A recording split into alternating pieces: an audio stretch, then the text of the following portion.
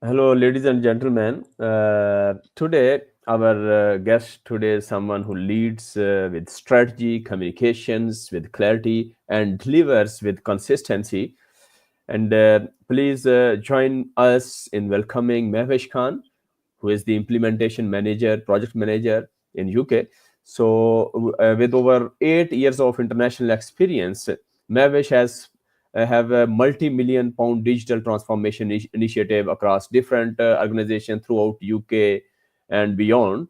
So I will just welcome Mavish today, and we will have opportunity that she will share her journey, her hands-on lessons, and her most effective frameworks for managing complex projects with confidence.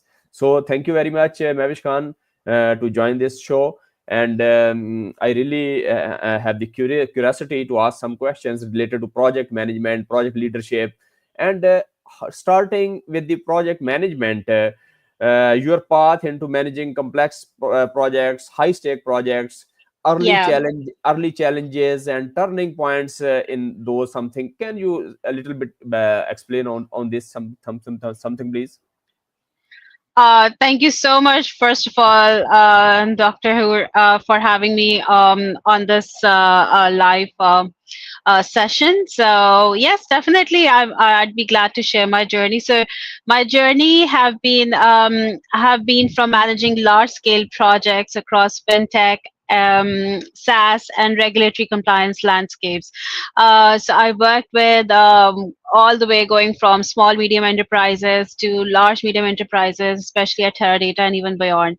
So my experience actually has equipped me with, there were lessons learned depending on the outcomes of different projects, and I had definitely very helpful mentors in my workplace to help me out, and even like high pressure environments where the deadlines were strict and there were complex projects to be managed and delivered on time as per the contractual arrangements. So I did have little, definitely some assistance from all the teams that I'm involved with. I would like to just start off with my lessons, especially with Teradata. From day one, actually, from all the teams, I made sure that each and every stakeholder, be it from engineering, be it from finance, every stakeholder that I get in touch with has a clear understanding of the project goals, timelines, and key deliverables, right?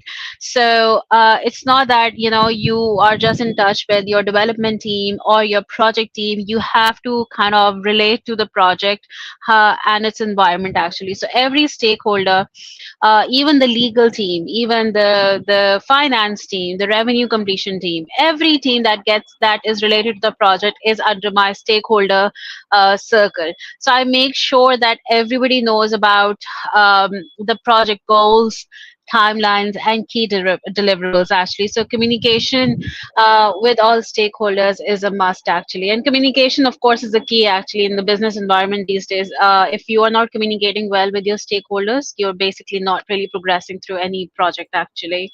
So that's one of my very key lessons actually.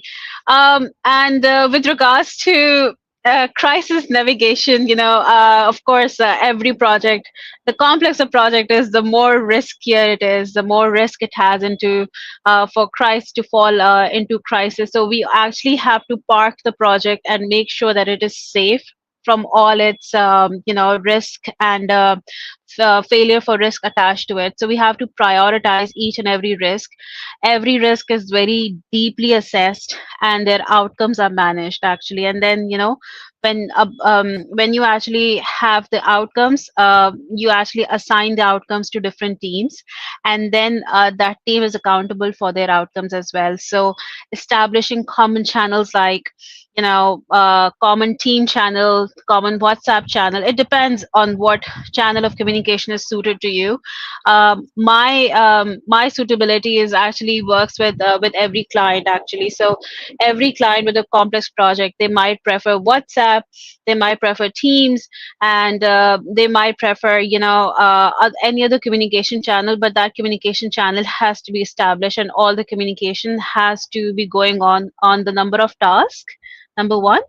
and of course how they are and how they are being done, and if there is any challenge, so that challenge is reported on that group, and then people jump in and they intervene actually.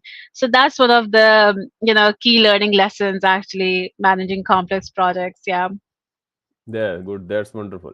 And Mavish, what's the most challenging project you have ever led, and how did you navigate it? So, so I think one of the major challenges that I've had is, I think because when a project is handed over to me and it is kind of, because we deal with cloud implementations, we deal with all sort of clients actually.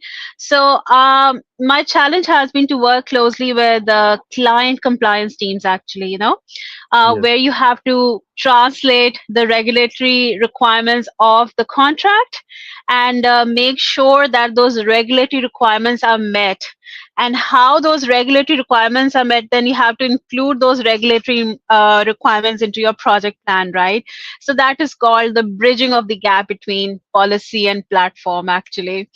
I think that has been challenging because in the UK, of course, your legal contract is really of utmost importance. What so all your project is actually driven by the legality of the contract and its terms. So you actually have to make sure that those policy and those terms are translated into your project plan. The project plan is then communicated clearly to the teams across the board actually. Okay, that's good. Yeah, that's good. And how do you manage multiple stakeholders with conflicting priorities? That's a very good question. So basically, we have weekly reports. We have our daily stand-ups actually with different teams. So either it's one internal stand-up, or either it's one external stand-up that involves all the stakeholders. And then we have executive meetups, like online meetups, which is actually every 2 weeks, or which is every 1 month. And then we have our executive dashboard actually, where all the progress of the project, the project plan, and the Gantt charts, everything is displayed. So it is basically a one view into your project, basically, so that you can just look and you can just see the status of the project. So there'd be colors. It's a very colorful plan, by the way. So Mm. the red areas are going to highlight the critical areas that are not yet resolved. The green area is going to kind of indicate the areas that have been resolved. So it's like a very colorful dashboard that we use basically with our external stakeholders, especially, and of course with our key management, with our senior management stakeholders as well. So yeah. Okay, that's good. And what tools or habits do you rely on daily to stay on top of project timelines and something like that? You mentioned, I think so, Teams and YouTube or something like that. Yeah, Mm. yeah. So actually, there are like different categories. So when it comes to my project communication with teams, of course, my best tool is Teams. And of course, if I have to manage my project, like I have to break down complex project into multiple smaller manageable tasks, then I use Salesforce, and then I use Jira as well. Sometimes it depends on the complexity of the project.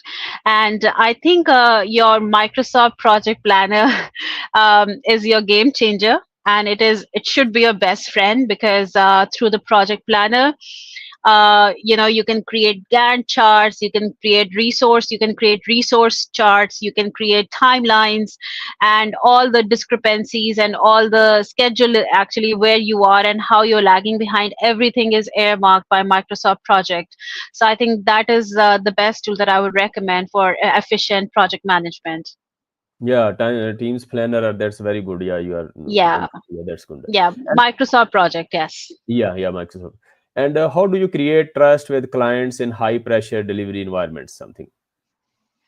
I think building trust is something that we need to. It doesn't come with project management. It comes with the first day that the team gets in touch with the client. Actually, it starts from there. Let's put it this way. So you have to work closely with the teams, and so the weekly reports, they are properly sent. They are properly daily formatted, and then by delivering small chunks of the complicated task, it basically helps to create an early win for your project, right?